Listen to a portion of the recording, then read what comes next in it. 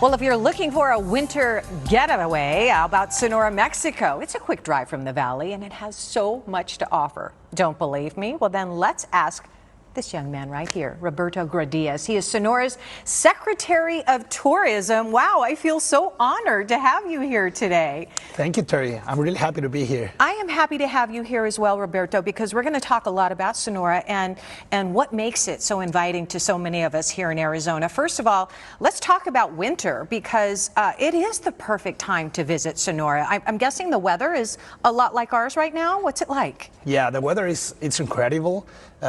You can find in Sonora warm day and a cool night. Oh, so perfect. it's gonna be the weather, the temperature. It's extraordinary to visit Sonora during winter season. And even if it rains, I don't think we would mind it at all, because I don't think it will rain in winter. So we're okay with it, though. Yeah. We are okay with it because we don't get much of it here. All right, let's talk about some of the main destinations that you want everybody here in Arizona to know about. We hear always about Rocky Point, but there is so much that Sonora has to offer. yeah. I think Rocky Point is incredible. Yeah. It's a really good place to visit. I know a lot of people from Phoenix, from Tucson go to Rocky Point, but actually, as you said, Sonora, it's more than Rocky Point. Yeah. You can find Hermosillo. It's a really, really good and attractive city. It's the main city of the state of Sonora. You can find San Carlos. National Geographic said it was the best ocean view in the world. Oh, yes. So, been there. yeah, Gorgeous. it's yes. really good. Yes. We have Quino Bay. We have 4 magical towns: San Carlos, Ures, Alamos, and Magdalena. So Sonora, it's a huge state with a lot of cities that have a lot to offer for the tourism.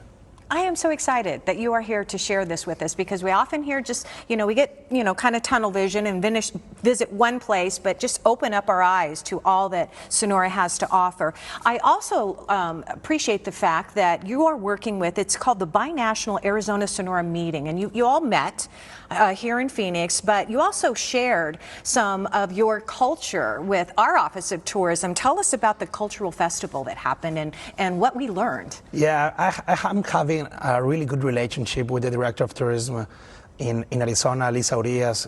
She's a really good colleague, and we have been working together in these work tables in Phoenix, in Sonora, and we went to the Festival Cervantino, that is one of the most important in the world, yes. the most important in the Spanish language countries. So we went to Guanajuato together. We are making these participations and promoting both states as one region.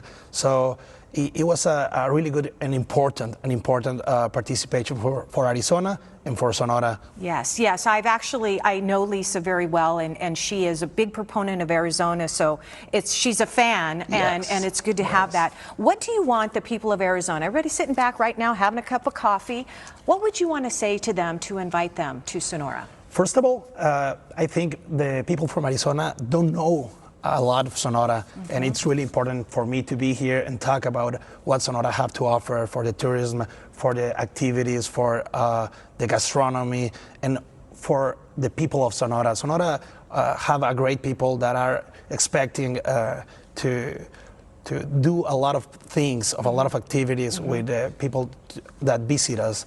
We know that the people from Arizona love to go to practice golf, to do hiking, yeah. and we have a lot of those activities in the state. Most importantly, you have the ocean, right? Yes. And that's what Yes.